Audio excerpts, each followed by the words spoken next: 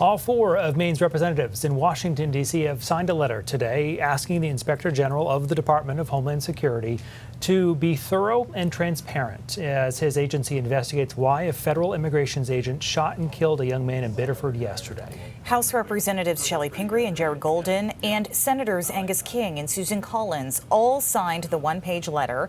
They are asking DHS Inspector General Joseph Kafari to specifically focus on the timeline of events, whether the agents followed operational protocols, and to share any video and evidence that comes to light. It comes after the department announced just this afternoon that they're telling agents not to stop vehicles in most situations, something Senator Collins says she urged DHS Secretary Markwayne Mullin to consider when she spoke with him last night.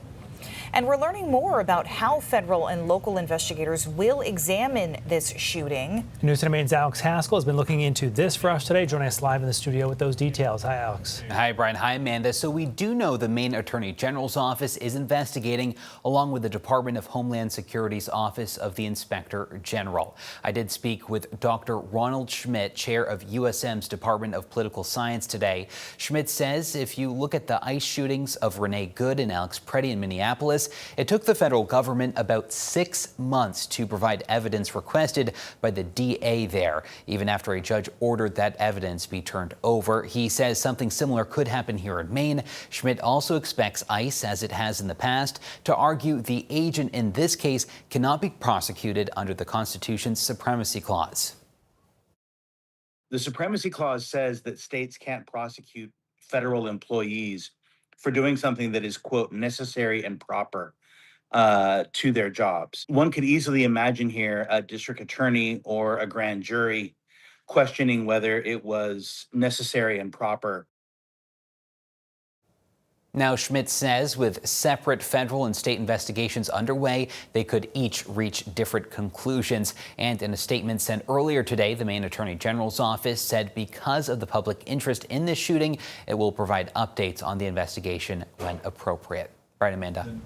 Alex Haskell live in our studio tonight. Alex, thank you. Now, the public outcry following the shooting has sparked protests, demonstrations, and vigils across the state. News Center Maine's Christian Harsa joins us now from Monument Square in Portland, where demonstrators are expected to gather in just a few hours. Hi, Christian. Hi, Brian and Amanda. Demonstrators are expected to gather around 6 p.m. for vigil. That's after they did that in Biddeford, Bangor, and Portland yesterday, following the killing of one man by an ICE agent yesterday morning. We were in Scarborough earlier today, where there was a crowd gathered there to protest outside of the ICE facility in Scarborough. We had at least one counter-protester gathered there, but largely it was people chanting, singing, and really making their frustrations heard after what happened Monday morning. We did speak to one Biddeford City Councilor who was there in Scarborough, and this is what she said, what she had to say about what she hopes happens next. I want to get ICE out. I have felt that way for a long time, and obviously even more so after this incident. So figuring out a way, obviously it's really at the federal level that happens, but there's other ways to enforce our immigration laws, and this is not the way. Yeah, and so we're expecting people to start gathering here shortly before for 6 p.m. vigil here in Monument Square in Portland. We've also heard that there's vigils planned in Biddeford, Bangor, and Lewiston as well. Brian and Amanda. All right, Christian Harsa live for us in Portland. Thank you, Christian. Democrats looking to replace Graham Plattner as the U.S. Senate nominee are lashing out at ICE over yesterday's fatal shooting, and now incumbent Senator Susan Collins, the Republican. This morning, Dr. Nirav Shah spoke to reporters outside the senator's office in Biddeford. Shah criticized Collins, who chairs the Senate Appropriations Committee, for shepherding the annual Homeland Security funding bill through Congress and for supporting a second bill that funds ICE and Customs and Border Protection with another $70 billion through the end of President Trump's term in 2029.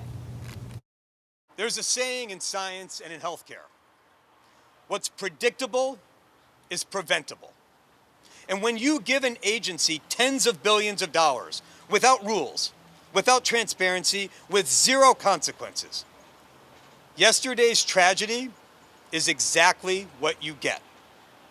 Senator Collins has funded the abuses, she has confirmed the leaders, and she has refused to make them answer for anything and failed to impose safeguards.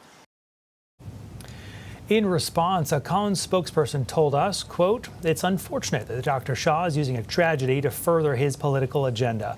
It's important we improve ICE's performance, and that is why new protections Senator Collins negotiated in the DHS funding process became law in April, including $20 million for expanded use of body-worn cameras, $2 million for de-escalation training, and a 17% increase in the Independent Office of Inspector General's budget to investigate matters such as this shooting. Anyone calling for abolishing ICE is calling for the agency to cease critical efforts to combat human trafficking, child exploitation, forced labor, and international drug smuggling," end quote.